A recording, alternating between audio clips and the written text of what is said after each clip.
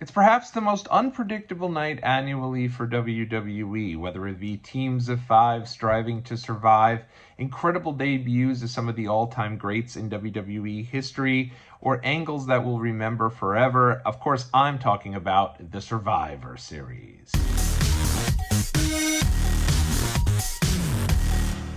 What's up, world? It's your boy Tommy on the spot for Watchalong Wrestling. Hopefully everyone is doing well and staying safe. It is so great to be back here with each and every one of you to discuss one of my favorite times of the year to be a fan of all things WWE, the Thanksgiving Eve tradition, if you will, WWE Survivor Series. Now I know you're sitting there and you're like, oh, wait a minute, Tots, actually Survivor Series started on Thanksgiving night, and you would be correct. It was a Thanksgiving night tradition, but that was a little before my time. For me, some of my earliest memories as a kid growing up were kicking off Thanksgiving weekend, big family weekend with a little bit of wrestling on Thanksgiving Eve. We'd all watch the show, and then the next day we'd all travel out to go see family, and it was awesome. It became part of the fabric of my Thanksgiving holiday as a kid. They moved away from that in 1994, but for me it was always something cool, and I always equate Survivor Series, no matter what time of year it is, what time of the month rather, in November that it is, with the Thanksgiving holiday, one of my favorite holidays of the year. And for me, I've always said that the Royal Rumble is my favorite WWE pay-per-view. Royal Rumble match is just a mindless, fun hour of wrestling. You can go back and watch, the worst one. For me, it's probably Royal Rumble 2012, and there's probably something there that I can go back and enjoy. But in terms of rewatchability, other than the Rumble, for me, it's these old school traditional Survivor Series matches. Whether it be the Mega Powers versus the Twin Towers, or perhaps Team WWE versus Team Alliance. There have been so many fun traditional Survivor Series matches and main events in Survivor Series history, and that's what we're going to do here. We've been doing it all year round. We started with, of course, the most important, the creme de la creme, the main events, ranking all the main events in WWE Backlash history. Go check it out if you haven't seen it yet in the archives. I'll throw a little link ski down in the comments section. Then we worked our way through King of the Ring, SummerSlam, and now here we are, Survivor Series. We're going to break down every main event in Survivor Series history throughout the 1980s and 1990s. Now don't worry, there'll be 2 additional videos coming out here before the 2024 edition of the Survivor Series, which is coming up in just a couple weeks. So make sure you stay tuned for parts 2 and 3 and hit that subscribe button if you haven't done so it'll just flood right into your inbox, because we will break down every main event in Survivor Series history, ranking them from worst to best. But in this video specifically, we're going to talk about all things starting in 1987 through 1999. Survivor Series, like I said, it started with those traditional Survivor Series matches. That was the point of the Survivor Series. Every single match on those shows were those teams of 4 or 5, going and having those elimination style matches. And it was a lot of fun. It really was something different from what they would typically do. Through the years, they've I think honestly, they made the change in format because I don't think there was much stakes involved with the pay-per-views. So I think they wanted to, it was really their last chance for the end of the year to have those big pay-per-view matches with some stakes involved, whether it be a title match or something to that extent.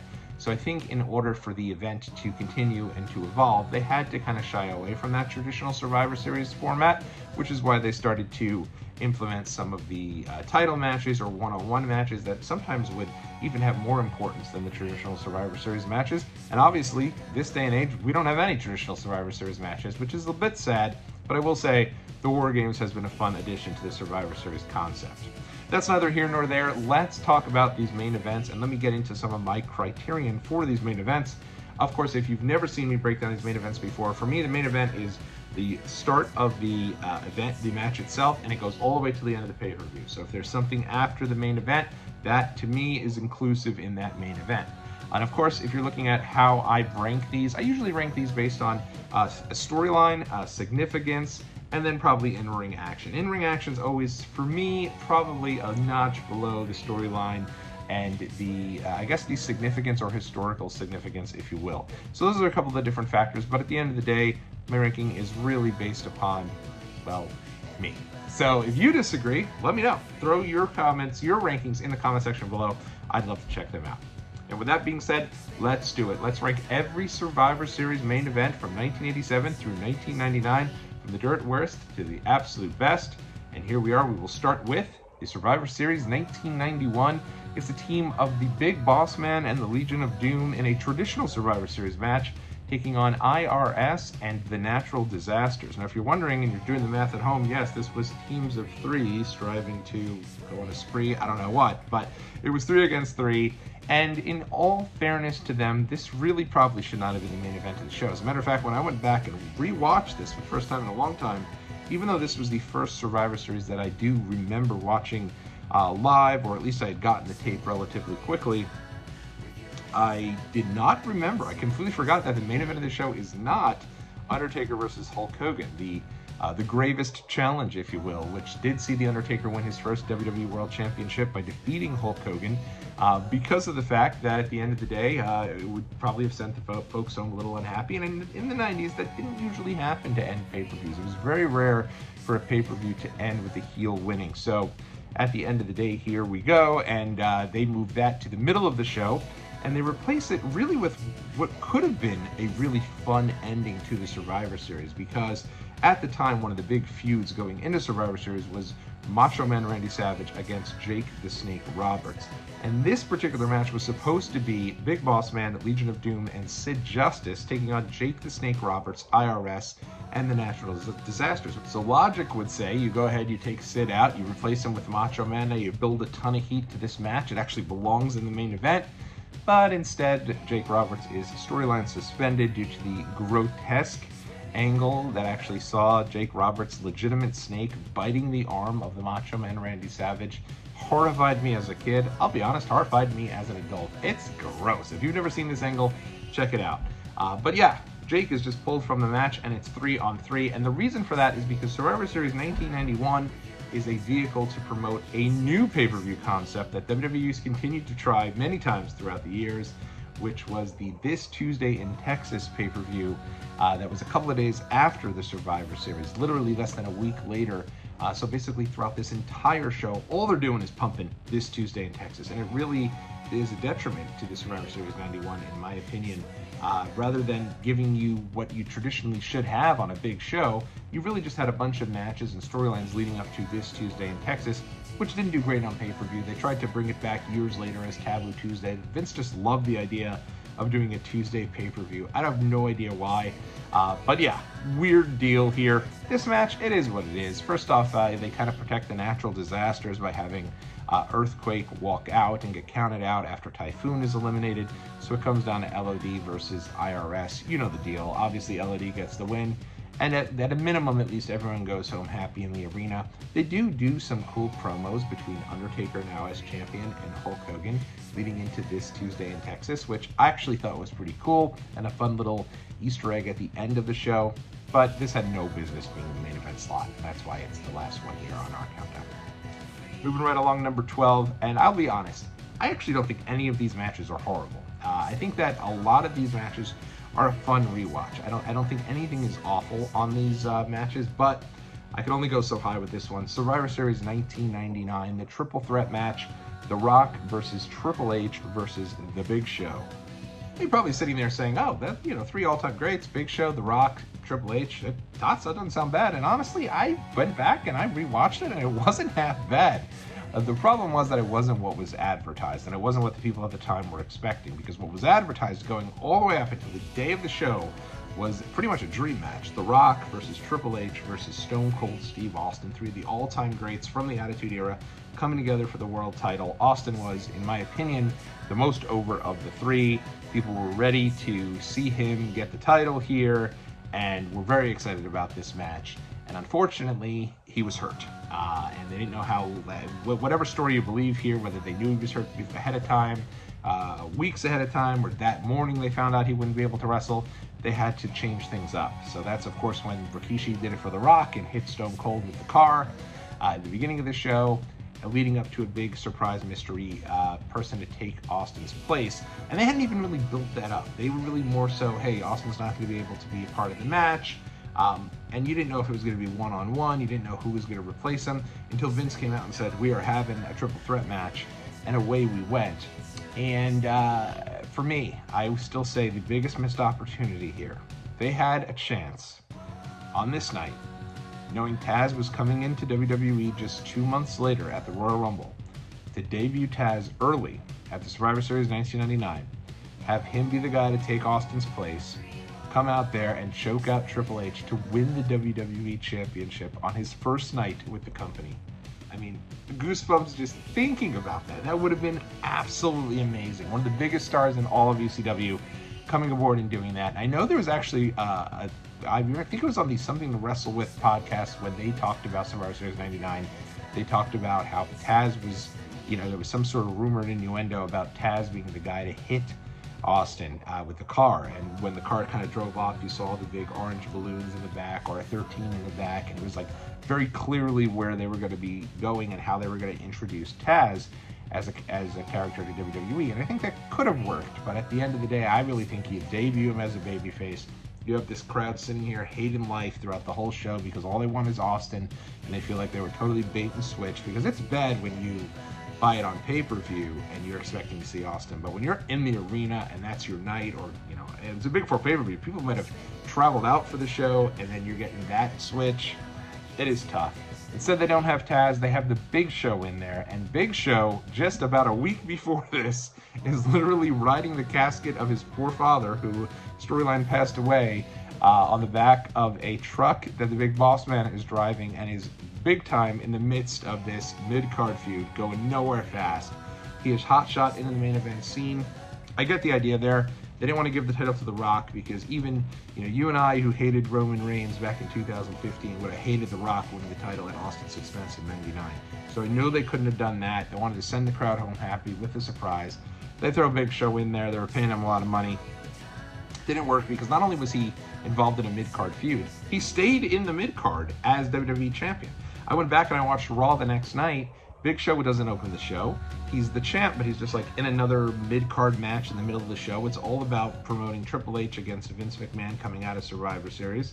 And Big Show loses the title on the first Raw of 2000. So, going into the turn of the millennium, he was indeed the champion for WWE, but it was not ready at that point.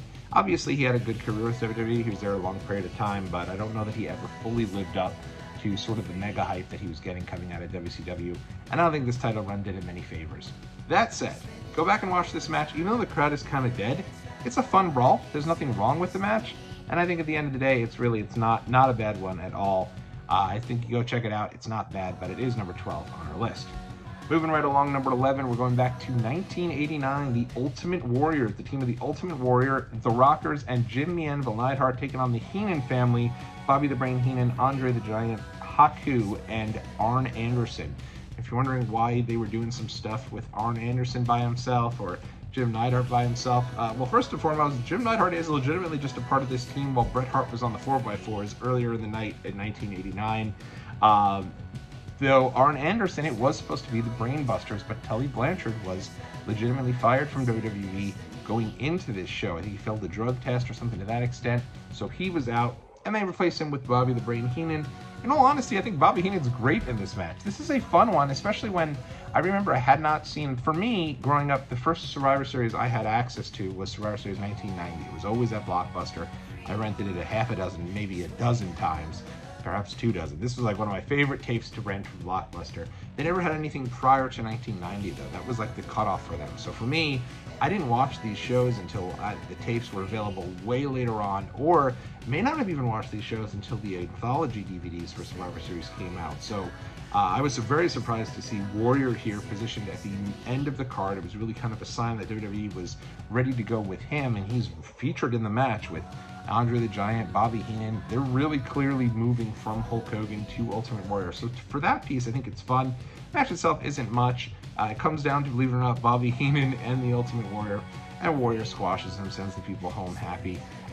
It's weird that they don't just have like the Rockers and then a random like mid-carder there, which they typically would do. I don't know why they split up the Hart Foundation there, unless they were already preparing for Bret's eventual singles run, which is quite possible. But in any event, this is a good match. I wouldn't say it's great, and that's why it falls at number 11 on our countdown here. Number 10 here, it is the Survivor Series 1994, the casket rematch between The Undertaker versus Yokozuna. First match here scared the bejesus out of me as a kid. I mean, petrified me. Undertaker versus Yokozuna in that casket match at the Royal Rumble 94. I couldn't even watch the rest of the show. And that's how afraid of that match I was. When Undertaker dies and then they give you the casket cam, and he rises to the heavens. I legitimately, as a kid, thought The Undertaker was dead, and we'd never see him again. Really, we just didn't see him here until 1994, and I remember really loving this match as a kid and thinking that Chuck Norris was such a badass and laid everyone out, beat the crap out of everyone. Instead, looking back at this, I don't know why Chuck Norris is involved here. Why does The Undertaker, who's like the dead man, he has got all the powers, why does he need an enforcer to take care of the heels? I know all of them came and attacked him at Royal Rumble, but I think it would have been much more impactful for Undertaker if he was laying dudes out on his own rather than needing the help of Chuck Norris, Walker Texas Ranger there. And Chuck Norris only does one super kick. He super kicks Jeff Jarrett, and that's it. I don't know why as a kid I thought he was just like throwing haymakers and laying everyone out. I guess this is just how you are as a kid. I love this match in terms of the casket portion of it. I think it's a lot of fun. There are times where they do a really good tease of Undertaker almost getting closed in the casket, and then Taker comes out, and there's an iconic shot at the end of this show. Taker wins the match, and at the end of the show, he rolls the eyes to the back, and that's the last piece of business you see at Survivor Series 94 before they fade to black. And they roll the eyes, and then they go to black, and that's the end of Undertaker. You've seen that scene a million times. If you haven't gone back to Survivor Series 94 in a while, go check that out just so you can see that. That's the birth of that Undertaker famous picture that you've probably seen a million times. This does, unfortunately, end the end of Santa coming down at the close of the Survivor Series, which they had done 2 years prior to that, and it was one of my favorite things as a kid. And I remember vividly at the end of the show going, oh my God, they're going to send Santa out there with The Undertaker and Paul Bearer. It wouldn't have worked at all. You'd imagine Undertaker in like a Santa hat with a bunch of snow coming down. You know, they probably suggested it to Taker. Maybe at a One Dead Man show, someone should ask him, and he declined it or something, but did not happen, thankfully. That would have killed The Undertaker in one fell swoop. But good to see Undertaker get his revenge here. And this is the last you really see of Yokozuna in his full-time singles run in WWE. He does return at WrestleMania 11 as Owen Hart's mystery partner, but this is the last you see of him until that. And then after that, he's kind of a tag guy or kind of a stablemate. So it's interesting that this is the end of Yokozuna as a single. So, you know, from that perspective, a lot of historical significance and certainly not a bad match here. Moving right along here, number 9, it is the Mega Powers, the team of, now get ready for this team. This is traditional Survivor Series, the way it used to start. You would typically have your big team captain, and then you'd have the most random assortment of talent you could possibly find. So here we go. You've got team captains, the Mega Powers, oh yeah, Macho Madness, Macho Man Randy, that's a bad macho. But anyway, Macho Man Randy Savage teaming with Hulk Hogan and their tag team partners, Hercules, Coco Beware, and Hillbilly Jim. This had to be, let's just take names out of a hat. These guys, these three have no business in the main event. I don't know what they're doing here. The team that they are taking on is the team of the Twin Towers. So Big Boss Man and Hakeem are your team captains here, and they're really built around these two guys and their battle with the Mega Powers. You also have the $1 Million Man, Ted DiBiase, King Haku, and the Red Rooster. Why is the Red Rooster in this match? I got nothing. But here he is in this match. They get rid of all the jobbers pretty quickly, and eventually it comes down to Savage and Hogan going up against the Twin Towers, $1 Million Man, and Haku. And I think that's when this really kicks into high gear. They do a deal where they try to separate out Hogan and Macho with some handcuffs that are involved. And eventually Macho and Hogan obviously reign supreme. But I kind of like the idea that this came down to like the Twin Towers being presented as these big heels. Like, I don't remember them as being legitimate threats, because by the time I start really coming into the fold, Big Boss Man's babyface Hakeem's kind of gone at this point. So it was cool to see them being presented as a big deal. And of course, the biggest part of this match is the aftermath. I always tell you it's not about the main event necessarily. Sometimes it's that aftermath, and that's definitely the situation here. Hogan is posing, Macho is posing, everyone's happy, Elizabeth's in there, and Hogan gets just a little too close to lovely Miss Elizabeth. And you could see a little annoyance in the eye of the Macho Man. And they continued the tease of the Mega Powers exploding, which would obviously happen at WrestleMania 5. Just one of the greatest stories ever told in WWE history. And this is a fun one. Go check this one out if you haven't seen it. Next up, Survivor Series 1990, the grand finale match. The team of Hulk Hogan, the Ultimate Warrior, and Arriba! Tito Santana taking on the team of the Visionaries, consisting of the model Rick Martel, the Warlord, Power and Glory, Hercules, and Paul Roma. Hercules! Back-to-back Survivor Series main events for Herc, and I guess 88 and 90, but 2 main events for Big Herc at the Survivor Series. Who would have thought? And of course, also the $1 Million Man, Ted DiBiase. And while this match is nothing to run home about, it's not even 10 minutes long. I love this concept. I don't know why they got away from it. It was so much fun. And I remember as a kid, like watching Survivor Series 91, and the first one I had watched was Survivor Series 1990 from Blockbuster.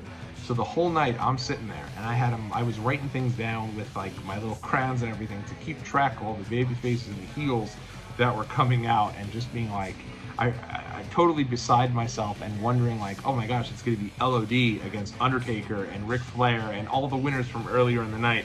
And it never happened, and that's a shame. And of course, one of my favorite parts about this, it would have been easy to just have it be Hogan and Warrior, the two colossal guys going up against all of the heels that had survived earlier.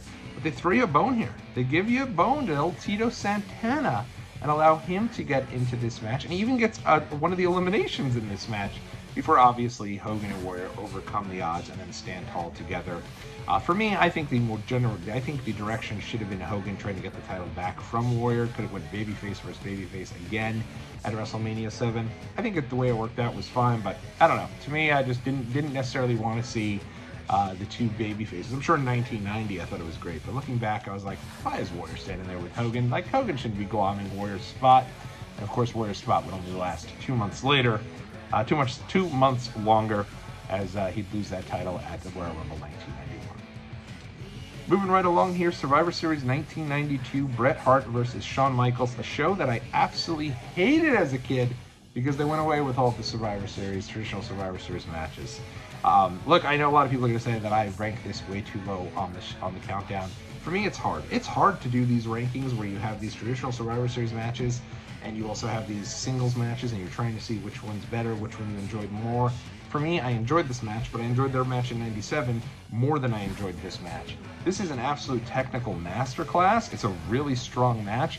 It feels strange, especially as you watch these matches in order. Like, if you go back and do what I'm doing and watching all these main events, it really feels like Bret Hart and Shawn Michaels come out of nowhere in the main event here. Yes, I know Bret is the champion, but he'd not been champion for a long period of time.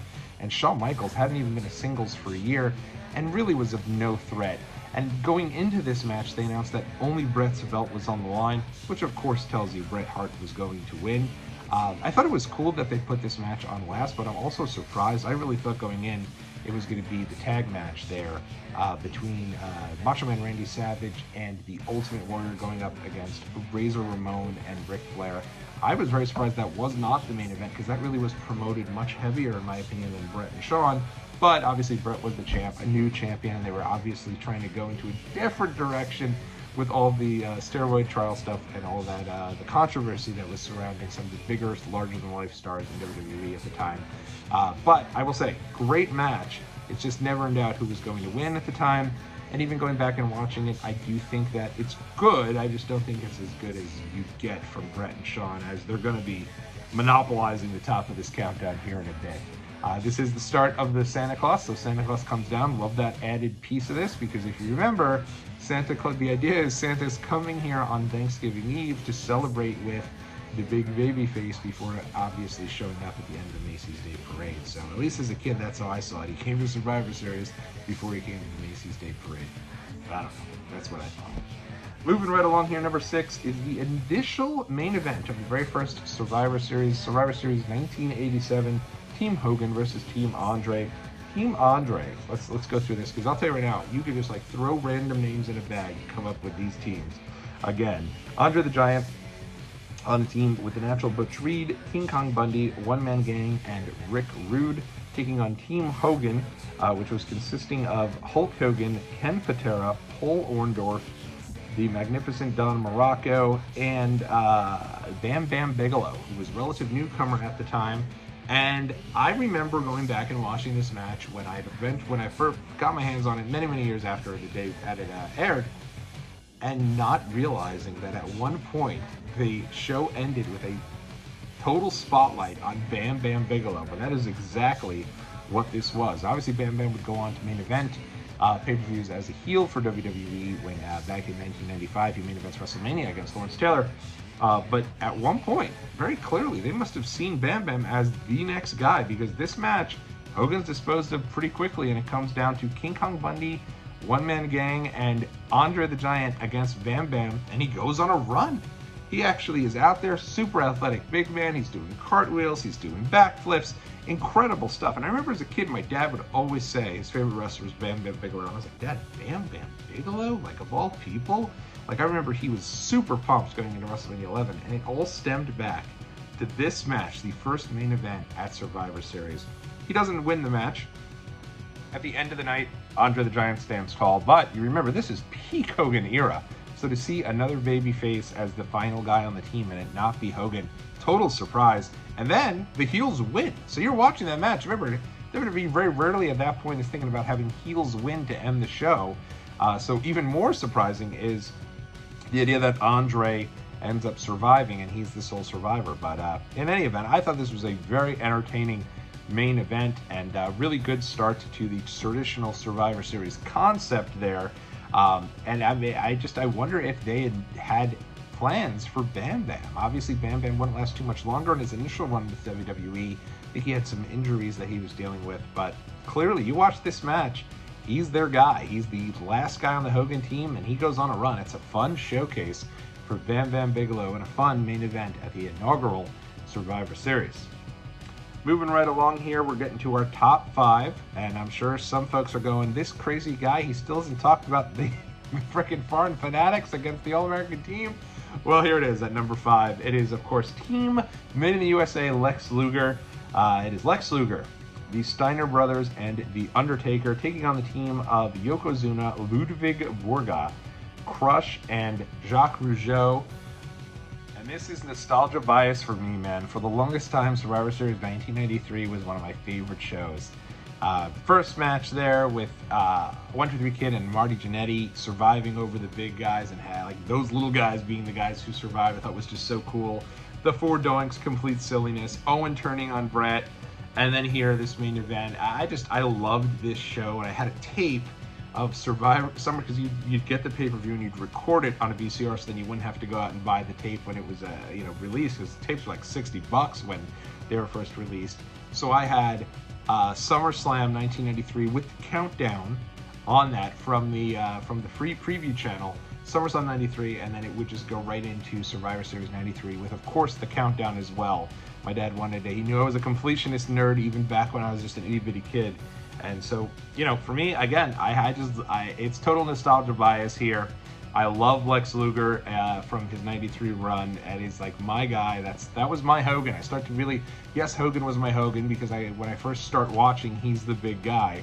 But when Lex came in, I was like, let's go. He is my guy. And I was there at the USS Intrepid, and this particular show, I remember even acting out with my Hasbros, Lex sitting on the couch for Thanksgiving, welcoming everyone to the Survivor Series for many years. I did that with the little narcissist Hasbro figure. I just thought this was so cool. And I also just remember kind of the twists and turns getting to this match. It's supposed to be Tatanka on Lex Luger's team. He's taken out, and I was really bummed, because Tatanka to me was like the tugboat to Hogan for Lex. He was like his best friend. Those two guys always felt like they were two peas in a pod. You had All-American Lex Luger and Native American Tatanka. So I thought like Tatanka was great, and he was still like coming out of being undefeated. I was so sad to see him out, and I didn't know as a kid if you really could trust Taker in there until he revealed, obviously, the American flag jacket, which I thought was so cool. Unfortunately, he did not agree with what I thought was cool. And then obviously both Quebecers here, Jacques and Pierre, are supposed to be in the match. Pierre is taken out and replaced with Crush, which adds an element there, because obviously Crush is feuding with Macho Man Randy Savage. He cost Savage the match earlier in the night, so that's cool to kind of have that tie-in as well. For me, the highlight of this match is Undertaker and Yokozuna, and as a kid I didn't realize it because Lex is the sole survivor, but it's clear that they're pivoting off Lex being in the main event scene and moving Undertaker up into that space. He goes in there with Yokozuna and they tear it up. Suddenly this match goes from like a solid, good match to like a million miles an hour, and they're just flying. And it's almost like Taker must have said like, come on, Yoke, let's go in there and do it. And Yokozuna at this point is still like, he's able to move. He's like he's got some real like, I wouldn't say high flying, but he got some speed to him. He could bump like a son of a bitch. And Taker at this point is still super young, and I think he's probably now out to prove that, hey, he can have good matches. He doesn't just need to have, you know, matches with the Giant Gonzalez, who was coming off his year-long program with, and may he rest in peace. But at the end of the day, their piece in this match, their showcase is so great. I just loved it. Comes down to Lex Luger and Ludwig Borga. Unfortunately, Ludwig would not have a long run in WWE, but I thought he played the foreign role pretty good, and even their ending isn't bad between Lex and Ludwig. Lex stands tall, Santa comes out.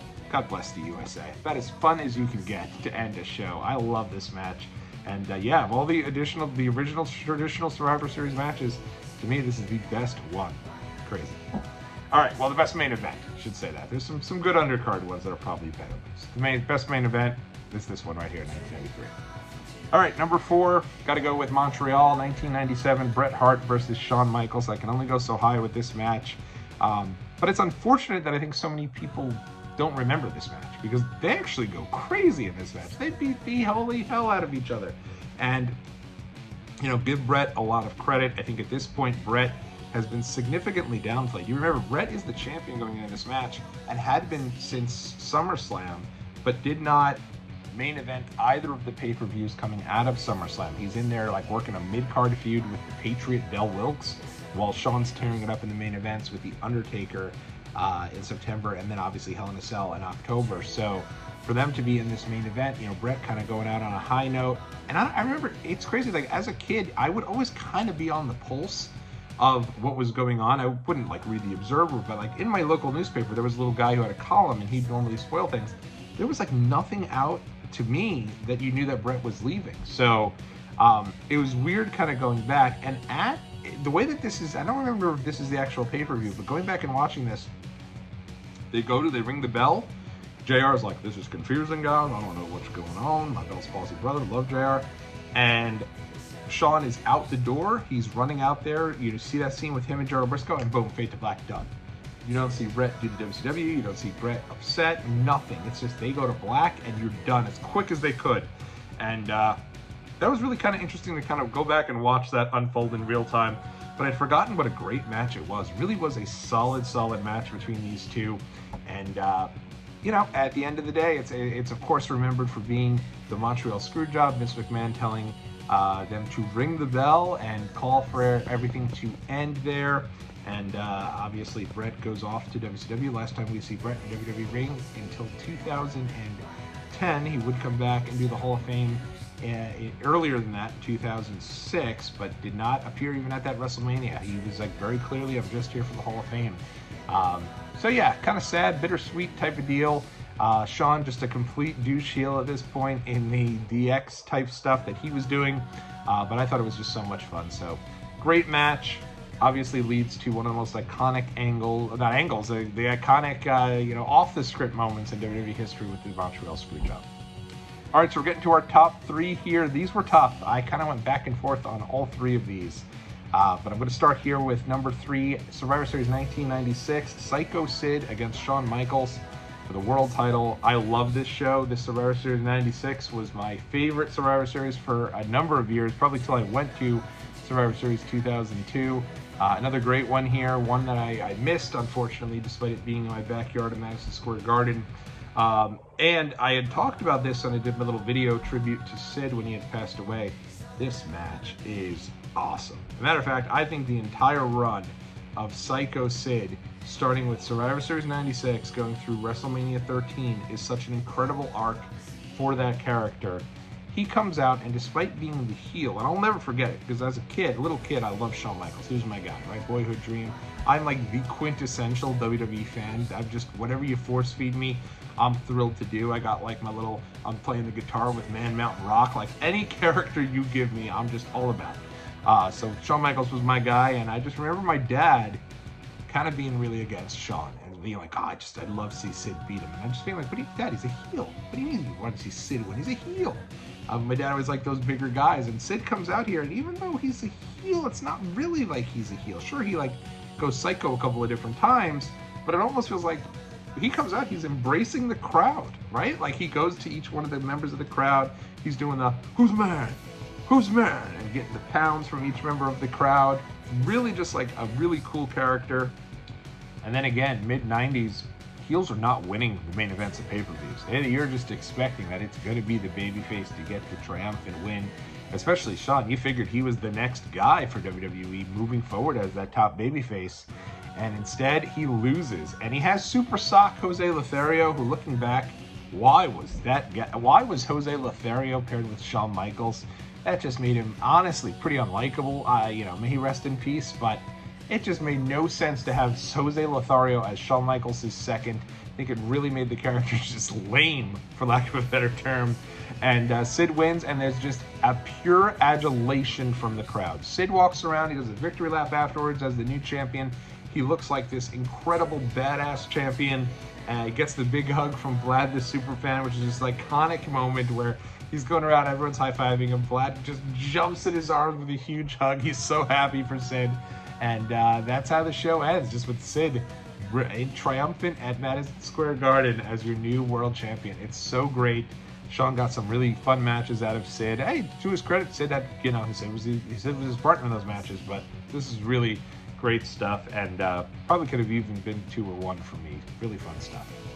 All right, moving forward here, number 2 on the countdown, and was a match, I'll be honest, was not that high on my list until I went and did this rewatch. The rewatches really play a big pivotal role.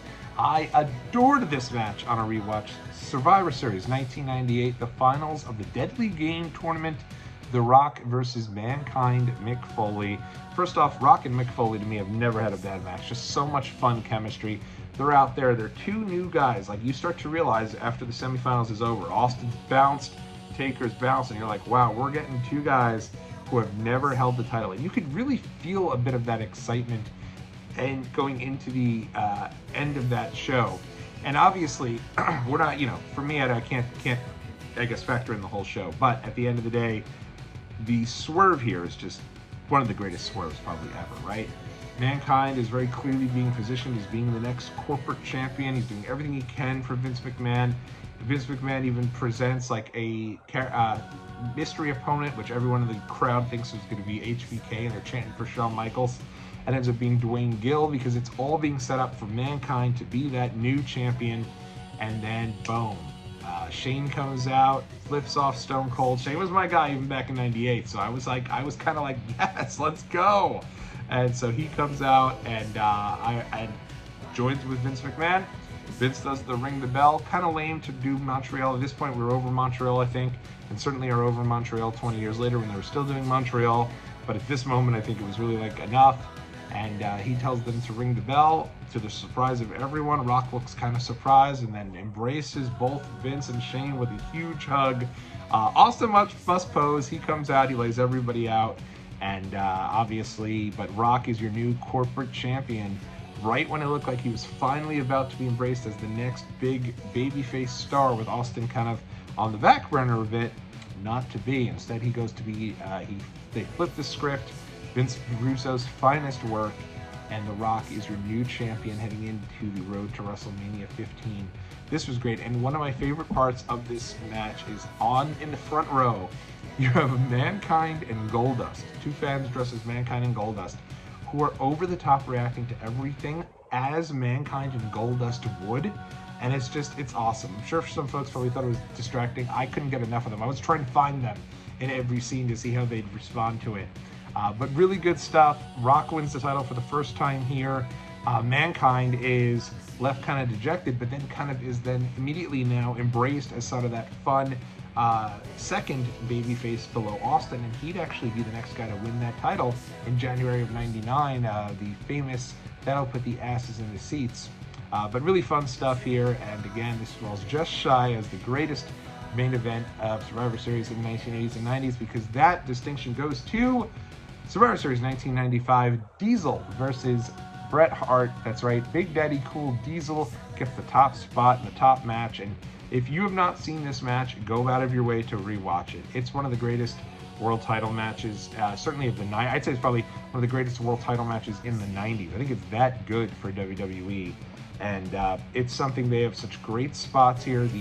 It's the quintessential story of the great big man versus the fun, kind of a little, obviously Bret's not a little man, but obviously smaller opponent. And I think that's always when Kevin Nash had his better matches, obviously with Shawn Michaels, with Bret Hart. And here, he and Bret just absolutely tear the house down. I remember this is like the first time I had ever seen, like I hadn't started really watching ECW or anything yet, so this is the first time I had seen a table bump. You know, Bret is on the apron there. Big Daddy Cool kind of comes, bangs off the apron, and Bret flies through the table, which was just unheard of at the time. And they don't clear the table. So he falls through the table, and all the monitors and everything just kind of fall all around him, which I thought was a really fun piece and kind of a fun little nod there. I really enjoyed that. And the story here is such a good one, because what happens is Diesel is really conflicted. He's beaten Bret so bad. Bret is deep selling. Like, he looks just like he's dead. Like, he has nothing left. Diesel brings him back in the ring after the table bump, about to hit him with the jackknife. Hits him with the jackknife. That's all she wrote. We're going out. We're leaving. And Diesel's retaining the title, on to holding that title for that full year, because he's very close. And as he goes to bring him for the jackknife, Bret falls to the ground. Now Diesel's like, all right, he's already done. Do I even need to hit the jackknife? Goes to pick Bret back up. Boom! Small package. Bret grabs him and wins the title out of nowhere. Such a cool finish. Really good stuff here. I think Bret and Nash just had really good chemistry. Like, this one here, I remember liking it. I don't remember liking it as much as I liked it on the rewatch. It's such a great match. It is the greatest one here in the first set of the Survivor Series main events that we're going to be looking at here. And afterwards, Diesel destroys Bret and turns heel, and he's frustrated, and he hits jackknife after jackknife, destroys the officials, and then he says, like, I'm back, which really kind of let you know, like, all right, now he's a heel. But it also ended his title reign. It ended on a high note. You know, it ended probably the best match that he had during that title reign, his match here with Bret, to lose the title. And it was so surprising, because he had kind of been there with Bret already. So for me, I didn't expect that when he did lose the title, it would be to Bret. For me, I thought eventually he'll either drop that. I remember thinking he'd drop it to Shawn, because Shawn was kind of on the rise there. And even though they were two dudes with attitudes and friends, I kind of thought that was where they'd go. Instead, obviously, they go with Bret and Shawn at that WrestleMania. But, you know, Diesel getting upset and hitting the jackknives, while Vince on commentary is saying if he had just done that earlier, he'd have won the match. And instead, he didn't, because he was conflicted, and he felt like he'd already provided enough damage to Bret. And Bret caught one on him. So really fun, kind of an unpredictable ending there to a really great match. And for me, it still holds up to this day. It's a great match, and it is the greatest Survivor Series main event. I just talked about how great all those traditional Survivor Series matches were, and then my top 4 were all non-traditional Survivor Series matches. So maybe that tells you something. But looking forward to getting to part 2. We're going to go from 2001 to 2009, looking at all the Survivor Series of the 2000s. We'll put it in a playlist, so if you are watching this on the playlist, you just got to keep your legs up and enjoy the next video. Until then, though, if you're watching this video early on, thanks so much for checking it out, and make sure you stay tuned for more great content here on the Watchalong Wrestling YouTube channel. Until next time, catch y'all on this video. Thumbs up.